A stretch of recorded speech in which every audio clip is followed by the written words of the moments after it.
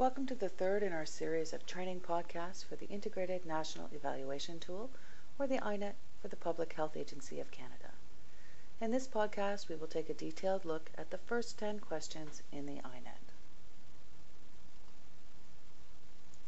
In Section 1, we are capturing general project information and contact information for your project. So you will need to indicate if your project is a CAPC project or a CPMP project, provide your project's full name, provide the Public Health Agency of Canada project number, which was included in your startup email, and give us a mailing address for your project. You will also need to provide a contact person's name in case your evaluation consultant, your program consultant, or the IBM team have questions about the information provided in your INET.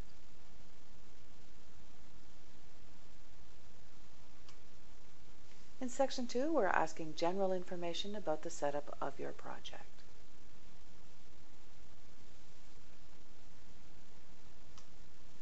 In Question 1, we ask, how many weeks did your project operate during the reporting period? That's April 1st, 2009 to March 31st, 2010. So here we're just looking for a number, and of course it should be a number between 1 and 52. In Question 2, we ask approximately how many individuals, that's children, parents, and caregivers, participated in your project on an annual basis, and please do not count any participant more than once. So for those of you who are returning to the INET, please notice that we have changed this question. We are now looking for the number of individuals on an annual basis. And we also ask you to avoid double counting. So if an individual shows up to 2 of your programs, one on Tuesday and one on Thursday, they still should be counted only once, even though they are attending 2 of your programs. Question 3 is a 2-part question.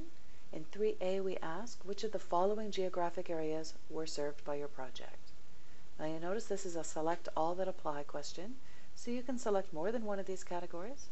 And you'll also notice that we have given you definitions of each of the terms so that everybody is using the same meaning.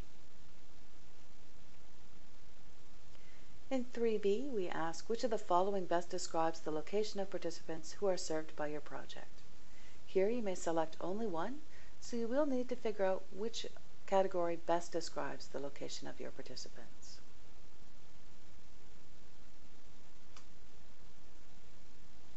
In Question 4, we ask, in which locations did your project deliver its programs, services, and activities during the reporting period? And again, this is a select all that apply, and there is quite a detailed list in your INET. So here in the training guide, you'll notice we only show the top 3 items, and then we have a wavy line.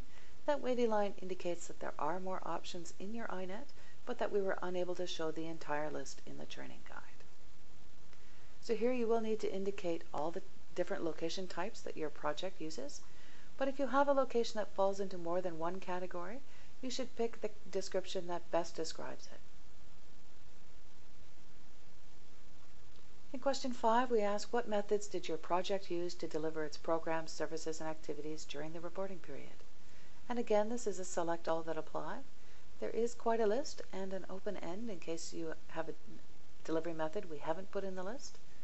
We're just looking at all the different ways which your project might use to deliver its programs, services, and activities. In Question 6, we ask, which languages were your programs, services, and activities delivered in, including those provided by translators? So here you should include any language that is used by at least one of your project staff when delivering programs and services, and that includes anyone that's working with a translator. So it's not a requirement that all of your staff speak a language, just that at least one is providing services in this language. Now you'll notice that we have an Aboriginal languages section. We're showing the 5 most frequently reported Aboriginal languages in the list, but we also have an open-end box if there are other Aboriginal languages that you offer programming in. And below that you will see more languages. Again, we have quite a lengthy list of the most frequently used languages and an open-ended box for any other languages that you may offer your programs in. This takes us to Section 3, where we talk about your projects, programs, services, and activities.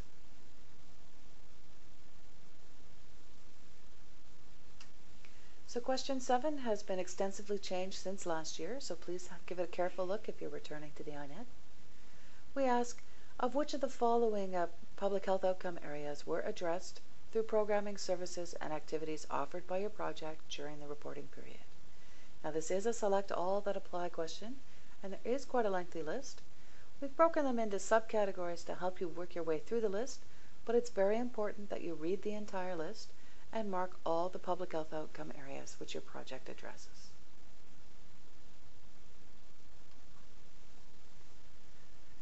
In question 8, we are looking at gaps in programming.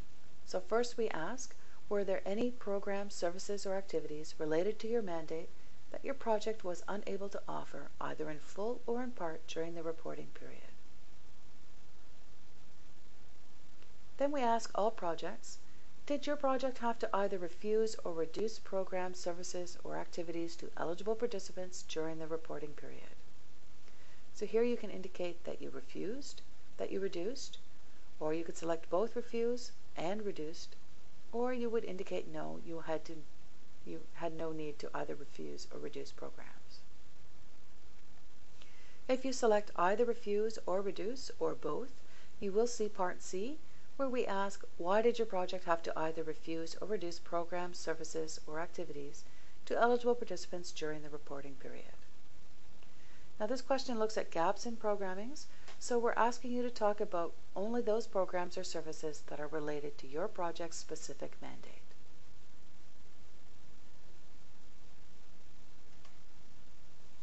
In question 9, we're taking a look at the use of the National Project Fund resources that are available to you. So we asked, did your project use any of the following National Project Fund resources during the reporting period? And again, you would select all that apply to your project. If you have used none of the National Project Fund resources, please select the None box. In question 10A, we asked, did your project deliver the Nobody's Perfect parenting program during the reporting period?